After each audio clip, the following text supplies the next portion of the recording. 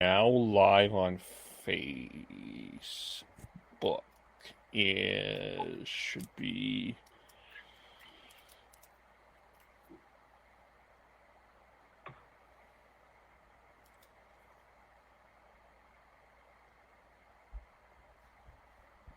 yeah, we are live on Facebook as well, and I am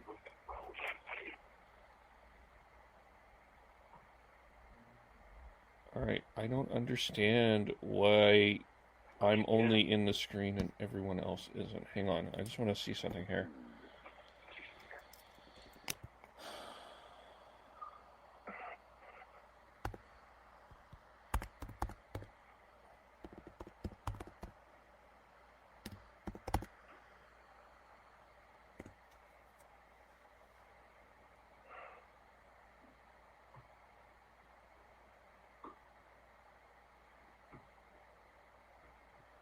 Hello, everyone. We're about to get started. I just want to check something technically here.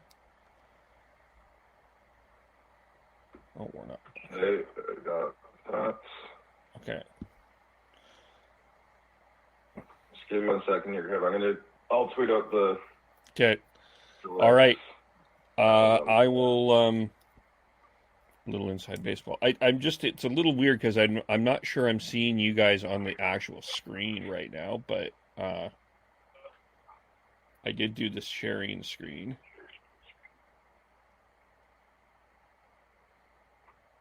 There you go. I got my virtual background figured out. Yeah. Not sure how great it looks, but yeah. It's weird because my virtual background is not showing on Facebook at all. Oh.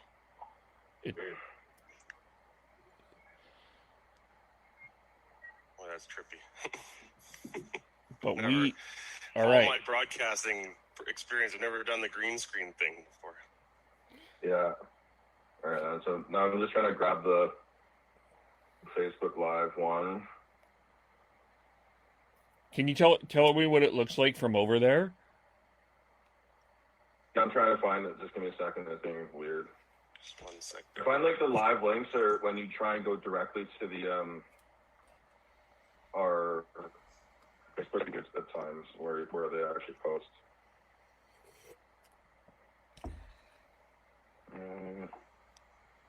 Hold on, where are we?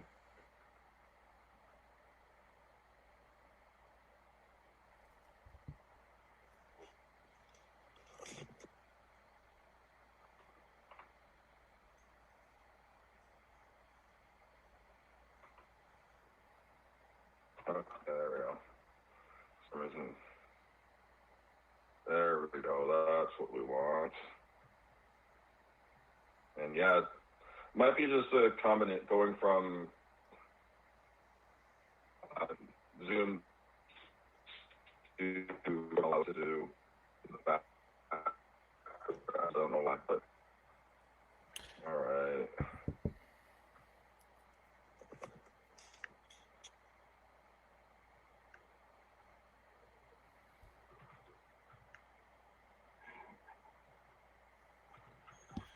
I'll screenshot a shot of what we look like in Zoom anyway. So there. How's that? And then we'll have people on, and I'll tweet that out in a bit here. Okay. Let's play some music, and here we go.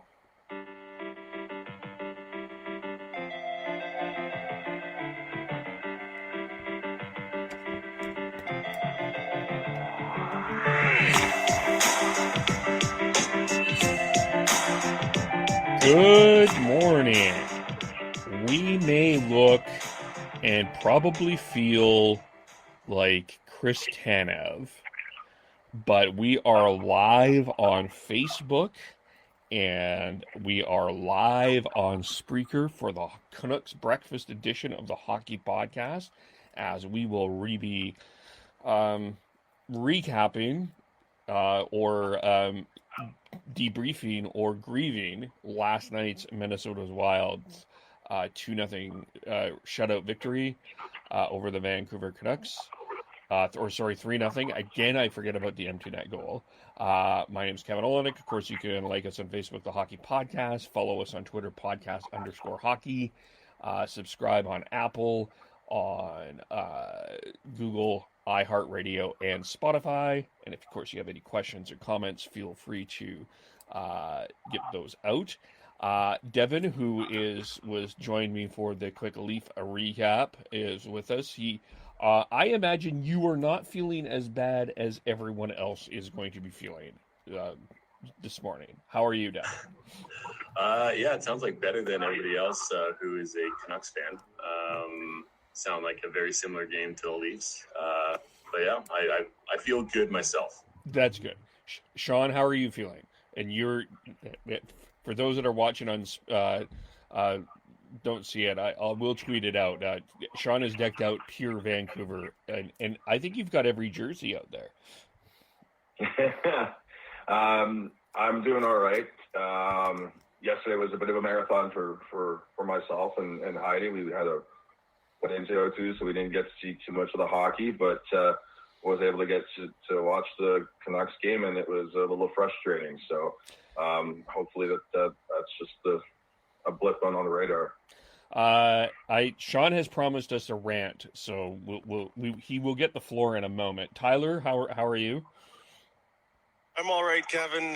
Yesterday just wasn't working out on all sorts of levels. Had a 2:30 tee time by the 6th hole. We were in a monsoon, had to give up on golf, and then the Canucks game happens. So looking for a fresh start on this holiday Monday. Yeah, okay. Well, I'm glad we got up. I'm glad we started. We started our fresh. We start fresh today. A little bit later on, we will be previewing the Flames and the Jets game too. There's lots to talk about in that series for sure. But of course, let's get into it. We've had a night to sleep over our thoughts after the game. Sean, we'll start with you, then we'll go with Tyler, and then I will follow. So go ahead, Sean. The floor is yours. All right. So first off, it's you have Michael Ferland going out after coming back from concussion, going out and fighting, and you can't follow it up with getting some momentum and actually building on it. That's unacceptable from the Canucks. They really need to actually step up here next game, because the way when you have someone like that who puts it all on the line like Michael Ferland does, and you don't follow it up, I'm sorry, that's inexcusable. And you need to find a way to battle through the dead puck Minnesota Wild, because that's what they are. They're the dead puck Minnesota Wild. They are playing like it's 2003, and they're being coached by Jacques Lemaire again. Step up, come on, let's go. It's playoff time. This isn't a time where you can get into it 2 games in when you're down 2-0. They need to step up next game. That being said, you know who also needs to step up is the freaking refs. I'm sorry. The officiating in that game was so ridiculous. They let so much stuff go on the cross checks, hooks, everything, which allowed the Wild to be the dead puck Wild.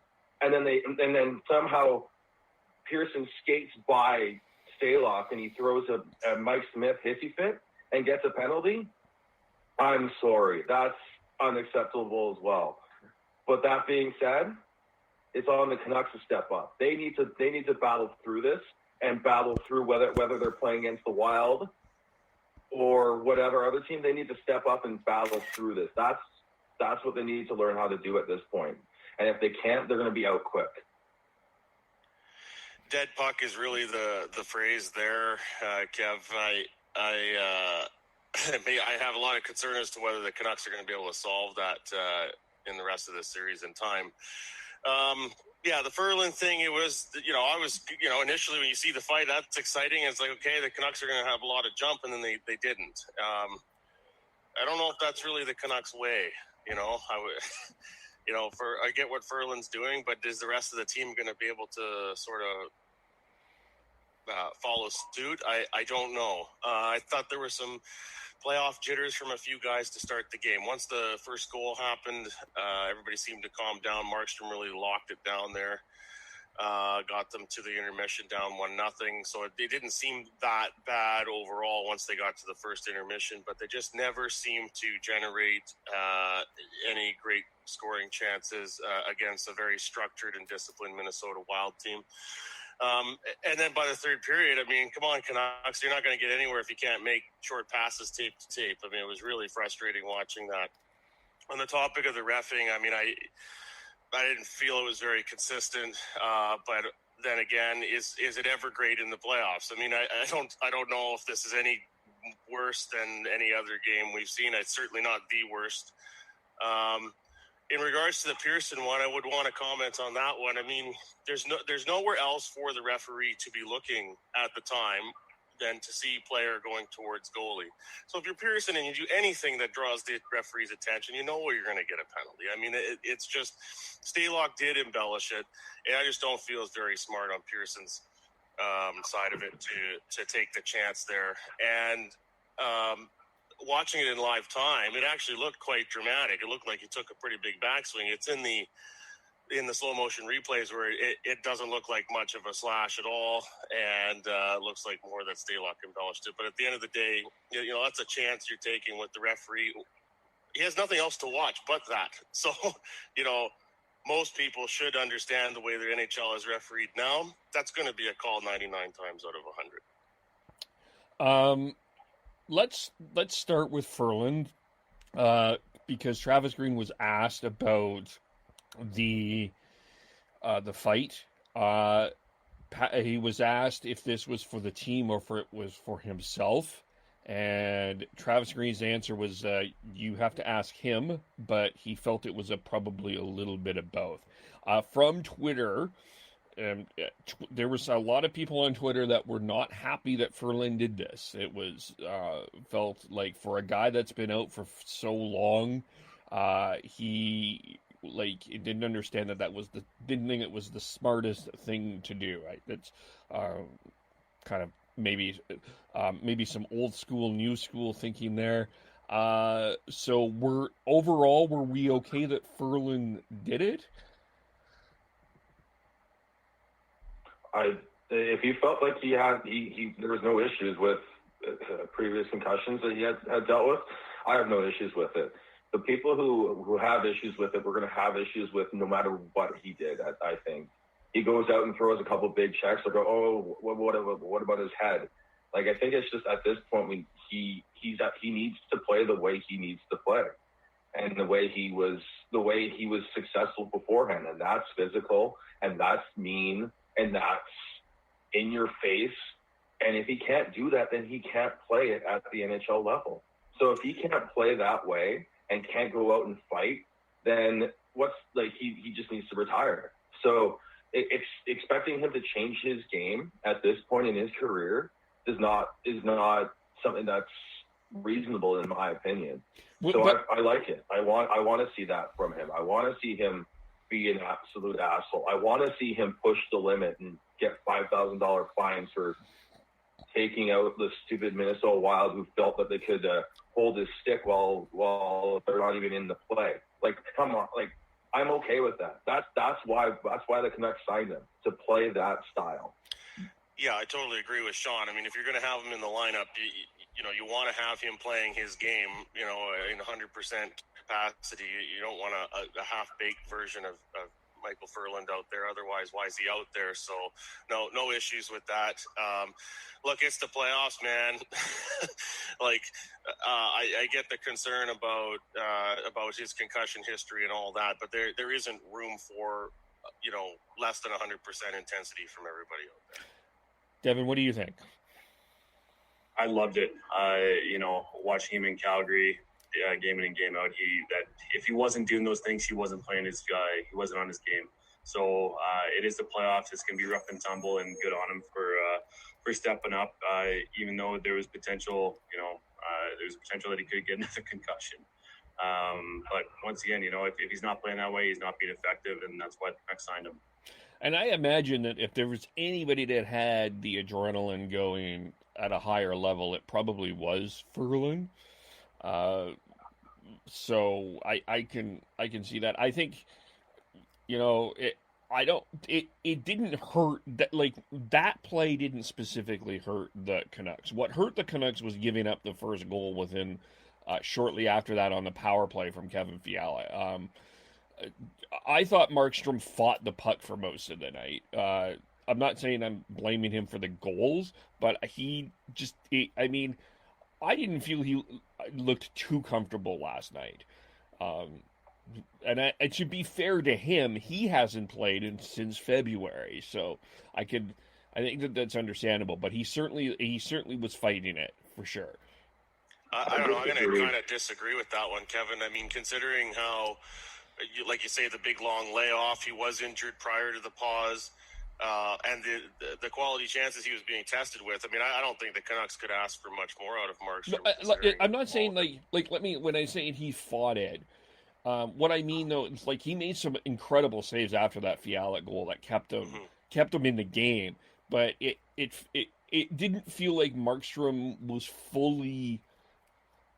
It felt like I was thinking about how I think it felt like the first game of the regular season for him. Like in terms of like he was still trying to shake off some rust, which it's understandable. You haven't played in a really long time. So, I mean, I'm not saying Markstrom was terrible, but I thought he had to battle to get to where he was. He battled at the beginning, but I felt that second, like after the goal, and he found a way to get comfortable and started making the big saves that we saw from the regular season when he was on. I think he was fine after that. The first goal snuck through.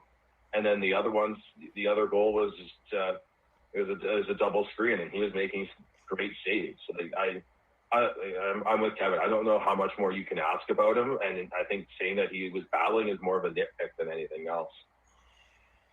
Yeah, I don't know. I mean, he had no help from Medler there on the one goal that Sean refers to, and the two goals where he was in the net were power play goals. An empty netter on top. Yeah, he wasn't the reason he's not the primary reason they lost. I'll get to Ferland, another point with the Ferland here in a second, but I want to get to Pettersson because I do think certainly not one, if not one, I thought probably top two in terms of effort last night. He took a beating. He absolutely took a beating. There's no question about that.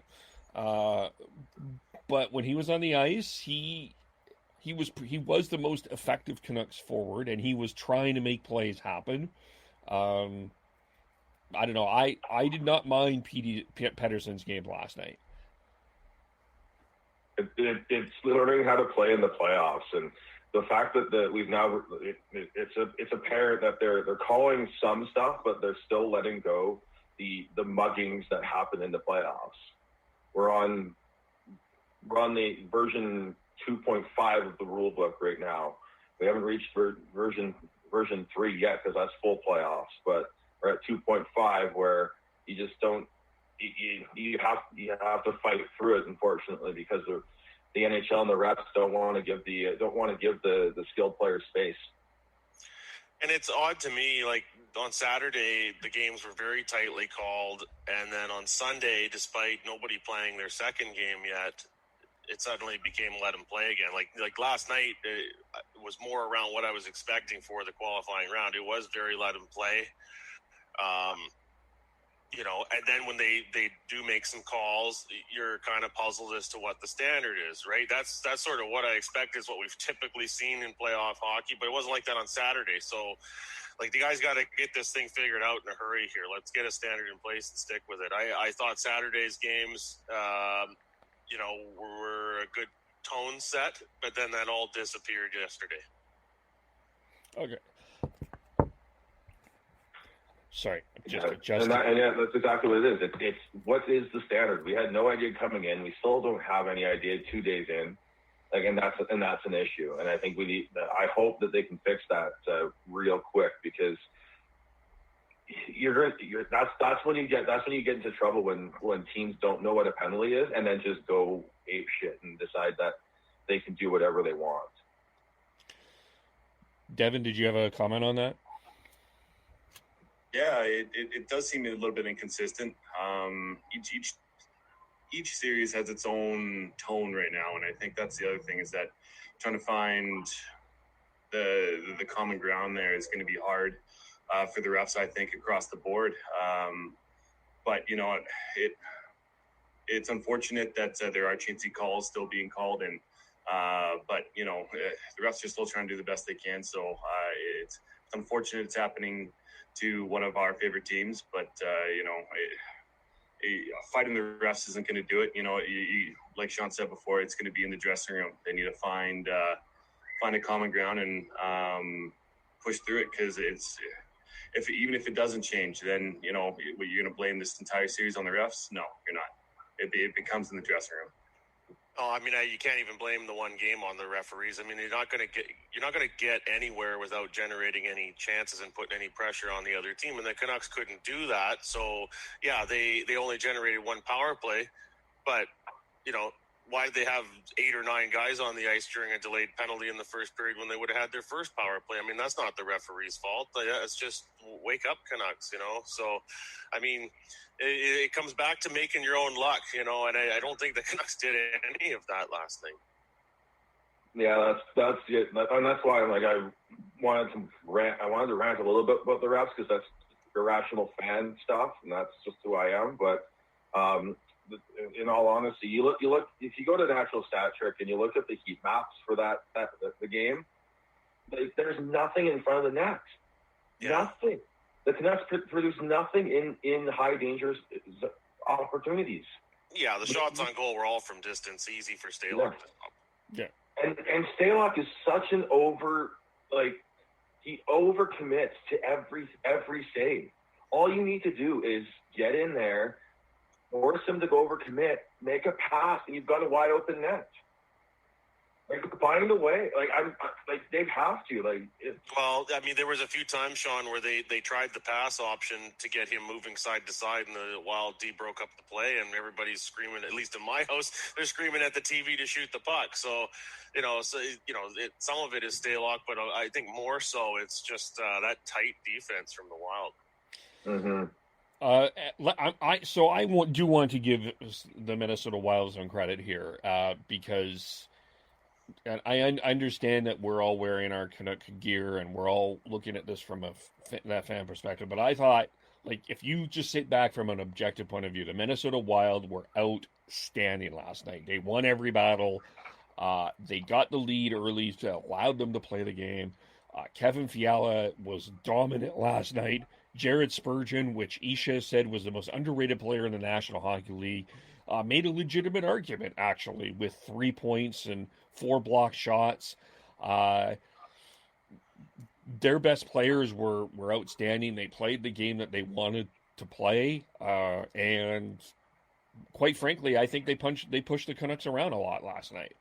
I think, to me, yeah, I think I was really impressed with. I mean, are they boring? Sure, but they're not really caring about the Canucks or even the Wild fan base, how boring they are. They are here to play. They actually reminded me a little bit of the old school Anaheim Ducks.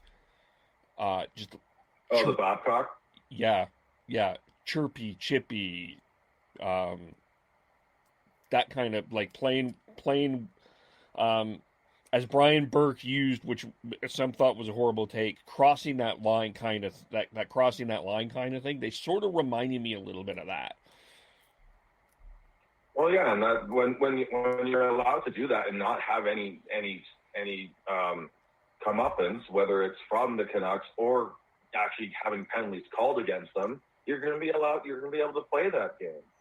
So either the Canucks need to actually step up and start doing that as well, and start dictating the play, or the refs, the officiating needs to actually start calling it like they would normally call it in the regular season. This has always been my issue with it. It's just the standard is changes, and I don't like it. I want one standard from October through till whenever. Yeah.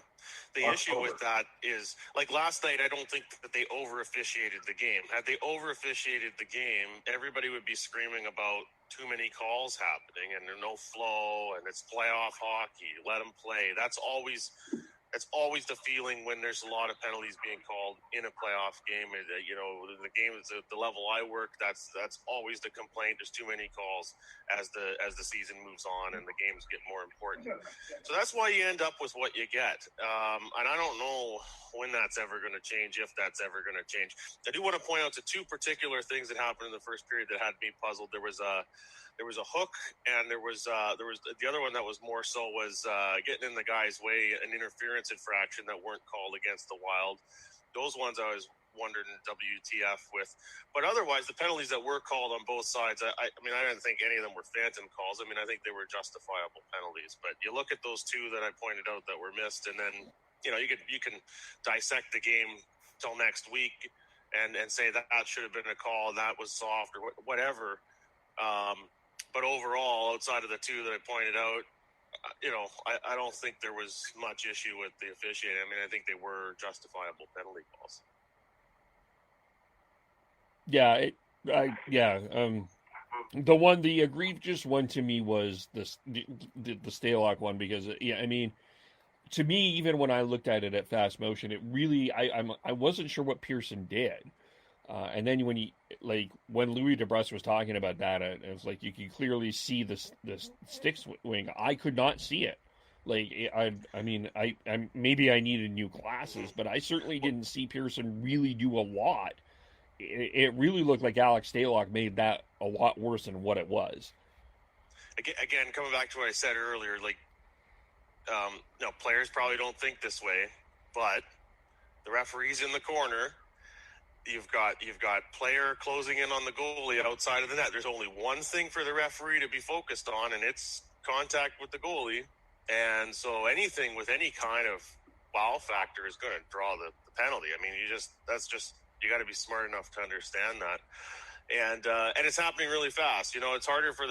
It's easy for the ref at full speed in real time at ice level to see, a stick moving or an elbow go out or whatever. It's a lot harder to judge whether the goalie's selling it or not. And of course, the goalie is going to sell it. Most goalies do that. If you ain't cheating, you ain't trying, is the old mantra. You ain't cheating, you ain't trying. So we'll go through kind of, I want to say report card, just a look back on the performances of the Canucks. I'll start with Ferland, and then maybe we could kind of piggyback a little bit off that. Didn't mind the fight, didn't mind his energy. I know that Sean and I are probably going to disagree with this, but at the very least, there isn't a reason for his stick in a playoff game. Your stick cannot be in the opponent's bench. For whatever reason, even if they try to grab it, you especially when you're down 1-0. Or 2-0 at that point in time, you need to get away and focus on trying to get a goal. So I wasn't super enamored with what Ferland did there overall. We'll start there, and yeah, maybe we'll respond with that. I'll start on that one. The spear was a poor choice on Ferland's part. When I was talking about earlier, I was saying just he plays on that edge, and you need that to be. You need players like that to be successful in the playoffs. You want to find a way to not have them cross over the line too much, but and he did, unfortunately, and he's getting fined for it. He got a penalty for it. It's not the right play to make. What I was trying to say was that you need those players. You need pests. You need players who can get into the other team's face and draw penalties from pissing them off so much. Yeah. So there's if he's playing on that edge, that's fine. Just don't cross the line and cost your team. We talk about the officiating. I mean, on the Ferland incident at the bench there, I mean, frankly, he probably should have had a double minor penalty for that one, and it should have been a minor penalty for whoever it was on the Wild bench that retaliated. I don't think the referees got a a complete view of what happened there. I think there was a bit of guesswork going on when they went with the coincidentals. That was Kelly Sutherland who ruled on that. Ferland just got away with a fine. A lot of people on Twitter last night calling for a suspension. It is typical of the NHL to discipline those acts with fines. So then, of course, that leads into the question of, does Ferland stay in the lineup for Game 2? Well, yeah, this is the Jake Virtanen argument. I mean, for me, the Canucks missed Virtanen's speed. That was really, something that really showed from start to finish. The Canucks just seemed to half step behind the Wild. There was, some stretches where they were pushing the pace. Later part of the first period, for example, the Canucks were controlling the play more. But, if you can get some more speed in the lineup to try and bust through that stifling from the Wild, that's the way to go. The question is who comes out. For me, my choice would be Brandon Sutter, but I'm sure there's a lot of debate on that out there. That'd be my choice as well. I don't think you take Michael Ferland out. I've said it multiple times on this. You need players like that to win in the playoffs. You need that grit. You need that tenacity. You need that truculence. Yeah, and I mean, Virtanen brings that too, but he's, younger legs as well, and maybe put him back into the third line and bump Ferland down to the fourth line or something like that. Yeah, I'd like to see him come back in and have that speed.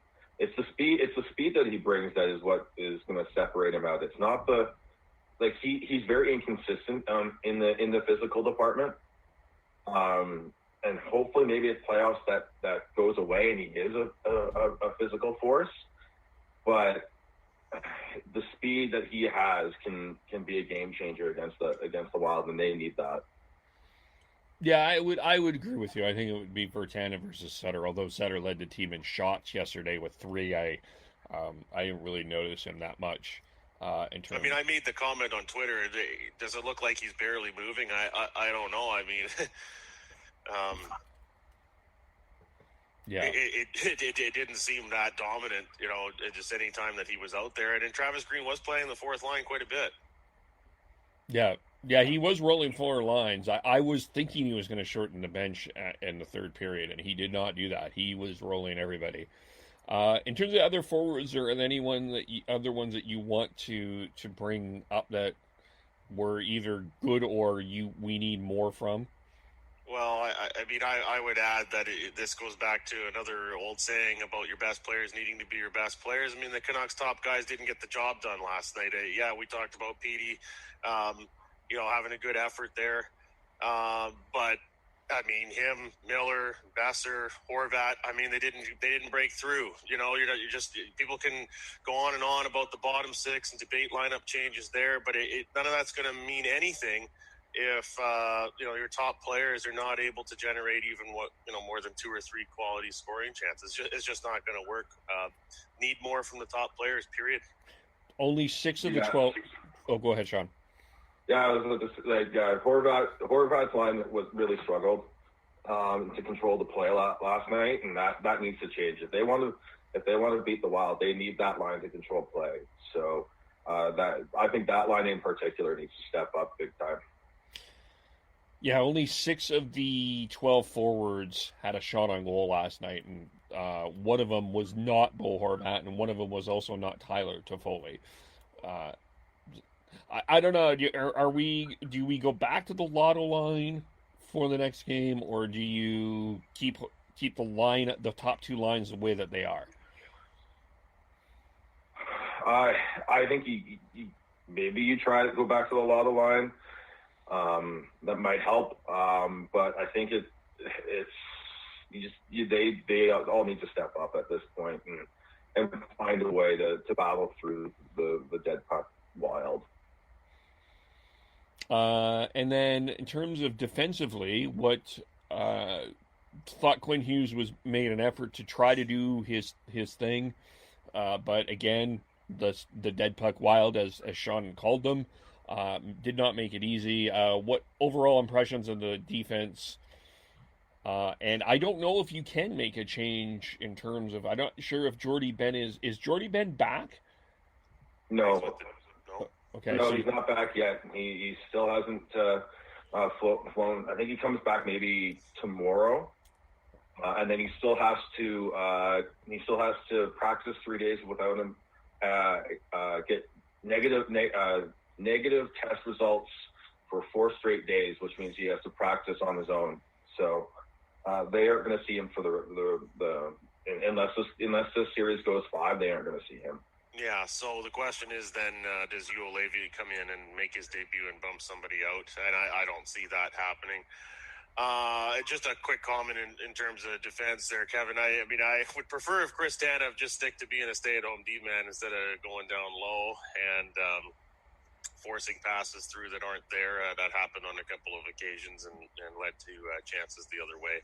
But beyond that, I think the issue is less defense and more, again, the Canucks top forwards not able to break through the Wild's stifling play and generate some chances. Fair. Is there anything else within this game that we want to talk about? Nope. I don't think so. All right. Okay. So we're done that part then. Did it feel cathartic at least? I always like to rant and rave, and it makes it feel better. Devin knows this. See? I always like to hear Sean rant and rave. There we go. Glad there's 2 of you.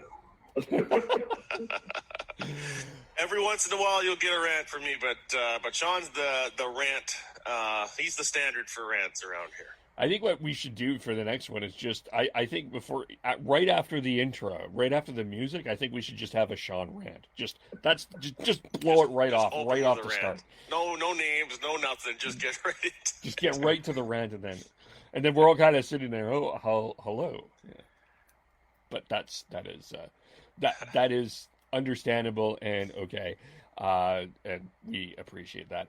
We'll also, as we go here, where it is, as we are recording 9:47 Pacific time, we are just about a couple hours away from the start of Game 2 between the Calgary Flames and the Winnipeg Jets. And speaking about a guy that has gotten into an organization's head, it took approximately 15 minutes for Matthew Tkachuk to live rent-free in Winnipeg. Devin, we talked about the hits, but overall we'll get to Sean and Tyler's opinion about the play with Scheifele. But it certainly seems to me, from where I'm sitting and the Jets organization is responding, and I emphasize that there probably could be some acting on this as well. But it seems to me that Matthew Tkachuk is in the Winnipeg Jets' head. Yeah, definitely. It'd be smart of them to not retaliate. They don't have the nut. They don't have the depth to do anything right now. Take a number, wait till next season, and then respond then. Because if they do not focus on playing hockey, they're not going to win the series without Patrick Laine and Mark Scheifele. So, as a Flames fan, giver, come at us.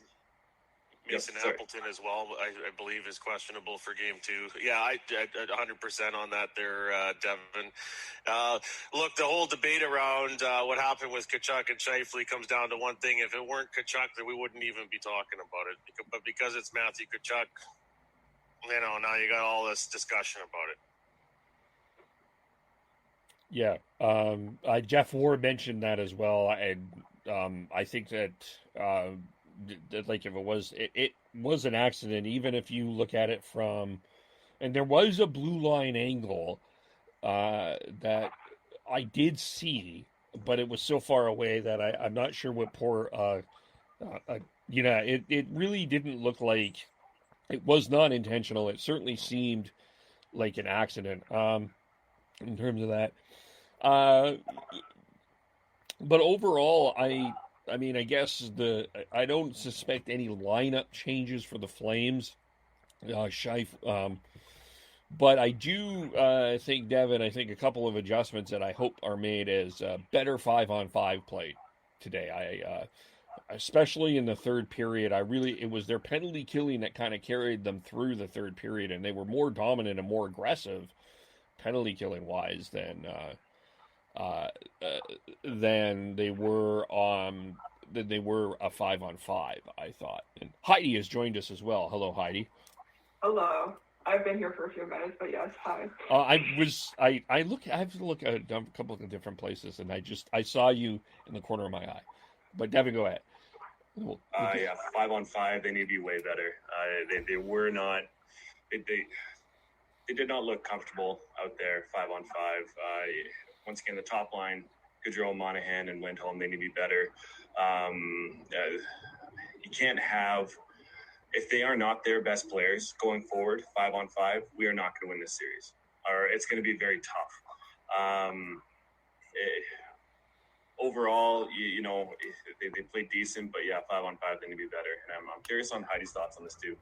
Yeah. Yeah, I agree with that. And I was so upset on that third period about how many penalties they kept taking. I don't know if that was more of if it was a reffing thing. It kind of seemed to be both. Some of the calls seemed a little soft, but either way, do not need to be making dumb plays and causing penalties when no matter how far you're up. But yeah, so hopefully today we'll see a little bit more out of the actual five-man lines. Sean, we didn't get your take on the Tkachuk-Scheifele thing. There's nothing there.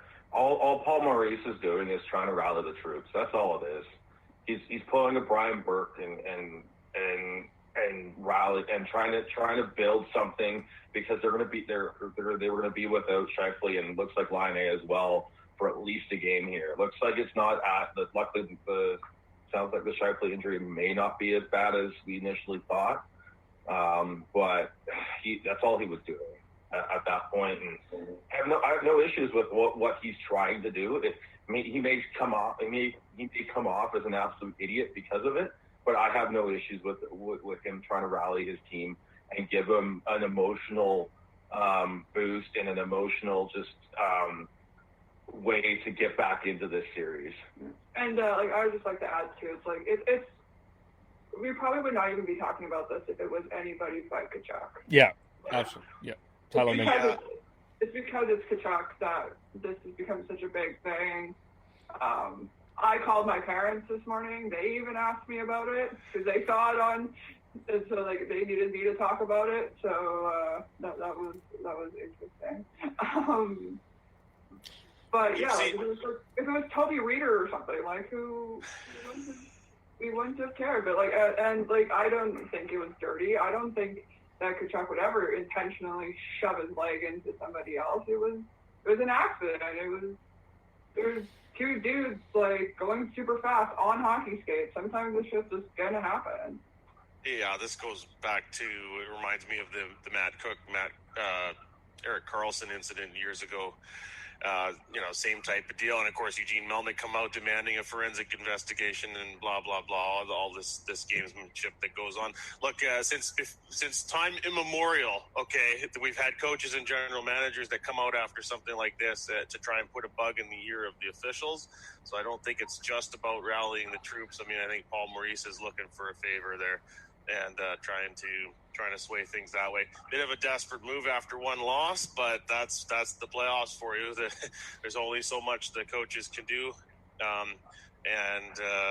Paul Maurice has his hands tied a little bit too with the number of guys that are going to be out of his lineup today.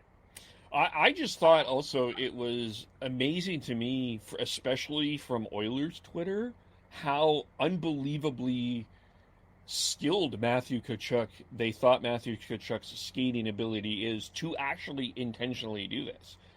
For a guy that a lot of Oiler fans seem to hate, they were really impressed with Matthew Tkachuk's skating ability to come up with this incredible injury. To be fair, they're just probably they're trying to vent their frustration and anger after losing to Chicago. That's true. I think if any of those fans were standing on the players' bench and realize how fast things are, they probably have a different opinion on that. Yeah, if they're looking about skates and injuring people potentially, look no further than Zach Kassian kicking the guy in the chest last year. Well, Zach That was Cass. this year. Wow. Feels like last year. God. I know. I have to make that correction in my mind. I know. The odd time as well. Yeah. Well, I was thinking even that. Yeah. But what? So I guess what do we expect today from this game? Are we? We've agreed better 5-on-5 play, but what else are we expecting today? I think the Jets are really gonna have to come out flying. I think we're gonna see them working pretty hard. I don't know how much we're gonna see. Hopefully not too much like retaliation. I'm kind of curious to see though where that kind of goes, and I think the Flames just need to kind of just keep doing what the positives that they were doing in game one and just keep it going. Yeah, the Jets need to be playing a north to south game. Get the pucks in deep and crash. And don't get me wrong, they'll every time that they see Tkachuk with the puck, they'll want to smash him. They'll finish every check that they can against him. And as far as the Flames go, they just need to be better 5-on-5, and I feel like they should come out on top. Getting Hellebuck's grill. I didn't think that Hellebuck played decent, but he didn't play as well as he did in the first exhibition game. So just get bodies in front, pepper them, and I have a feeling that we'll come out on top. I'm assuming that we're going to see, at least from the Jets, the top line of Ehlers, Wheeler, and Connor now. It's still a very, very good top line. And if they get going, watch out. That'll be tough to handle, because they've got the speed and the size that can really give the Flames defense fits. But I also think that they will be very, very, very physical today. I do not expect any Winnipeg Jet to pass up a chance to hit a Flame at all. And honestly, when they after the incident with Scheifele and Tkachuk, they were doing that and they were controlling the play.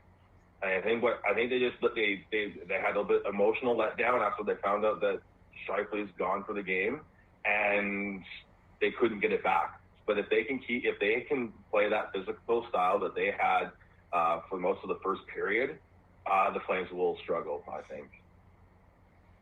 Tyler, were you gonna say something? Yeah, I don't know. I mean, you look at the subtractions there on paper for the Jets. I'd have to think Calgary's in good shape here for game two. I'll be interested to see, if somebody tries to go over and challenge Matthew Tkachuk, especially when you have Paul Maurice's comments out in the media basically saying that it was on purpose. So that's something to watch for. Winnipeg's obviously got to get out to a good start, and if they get the first goal, that'll help things immensely. If they fall behind, I don't know. This could be over pretty fast for the Jets, and it's amazing because I felt the Jets had a much better chance at this series than the Flames did. Sorry, Kevin, just going to jump in here. To the Tkachuk point that Tyler made by somebody challenging him. Tkachuk's too smart to just back away from that and let them take a penalty. Once Tkachuk establishes rent-free space in their head, he backs off every time, and he'll do a little poking and prodding here and there because that's what he does. But yeah, I think it'd be best interest for Tkachuk just to back off and play hockey. He's also already answered the bell for it with his fight with Wheeler. I don't foresee them actually going after him for a fight in that aspect. I do think that we may see like an Adam Lowry going after him just to be physical, though, and that I think that'll be the extent of it. That's more along the lines of what I'm thinking. Yeah, I mean, yeah, I think it'll be about matchups and stuff like that. And the bottom six in general for the Flames, I thought, was pretty strong. I thought the Bennett, Lucic, Dubé line was pretty good, and then the Reeder Ryan line with a bit of Ronaldo sprinkled in there was pretty good. I thought Lucic took a couple of really dumb penalties though in the third period, but I think the big thing is, to me, this is going to come down to the top six, and I mean, it's great that Johnny Gaudreau scored his first playoff goal in 5 years. Like, that's crazy to me. And it's not like he hasn't been in the playoffs. But anyway, but they certainly need more production from Monahan and Lindholm. I mean, Backlund and Mangiapane played a really strong game, and it would, if they can score that, that's great too. But it's going to come down to the top six, I think. Yeah, for sure. Yeah, if they can outplay the top six of the Jets, and they should be able to, because I just looked up the lines. It looks like Roslovic is going to play on that top line with Connor and Wheeler, and then leaving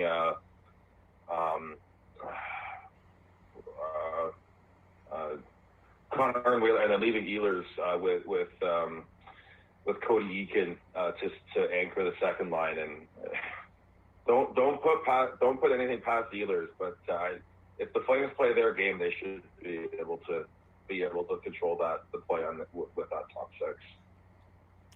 Yeah, the bottom six, they played really well, and if they just need to play that game again and just hope that to me more so the top line comes to play, because they didn't play last game.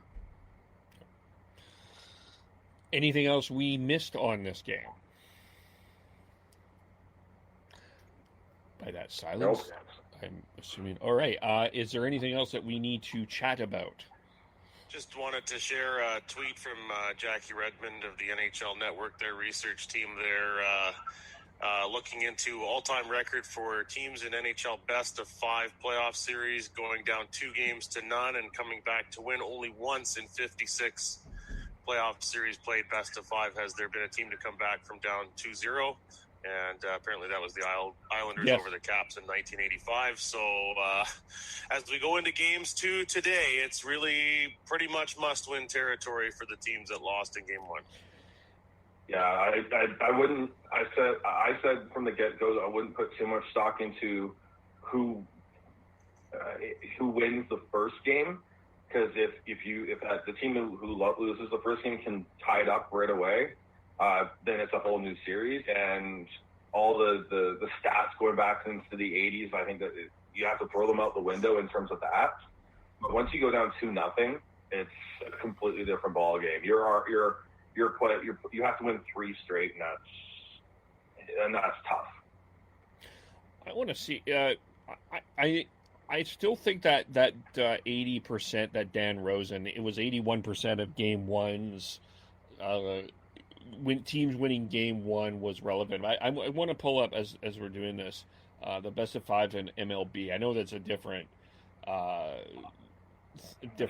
Sport. I hate using those cross sport stats because it's completely different. Well, I don't think having the Game 1 win allows you to go to play 2-2 as opposed to 3-1. It is an advantage winning Game 1. I'm not saying that guarantees you to win, but just there's nothing guaranteed, but like. And this is a completely different animal than we're used to, right? Because it's Game 1 after playing one exhibition game after being off for 4 months.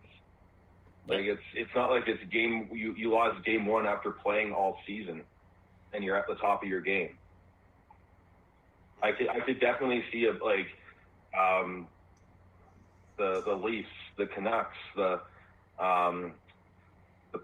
Penguins all win their series in 4 games and win 3 straight over their opponents, just because they had a rough first game.